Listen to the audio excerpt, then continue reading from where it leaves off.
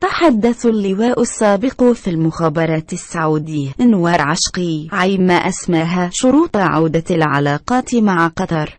وفي تصريحات لصحيفة في الشروق المصرية، قال عشقي إن في الشروط الخليجية تتمثل في إيقاف كامل لشبكة الجزيرة ووقف الحملة الإعلامية التي تقودها قطر ضد دول مجلس التعاون الخليجي. وقال أيضا إن من الشروط إيقاف قنوات الظل الممولة قطريا بأموال طائلة. وأضاف أن دول الخليج تريد أيضا من قطر طرد قيادات جماعة الإخوان المسلمين وقيادات من حركة المقاومة الإسلامية حماس. وبحسب أنور عشقيا فإن الخليج يشترط على قطر قطع علاقتها بإيران قبل المصالحة وانهاء الخلافات.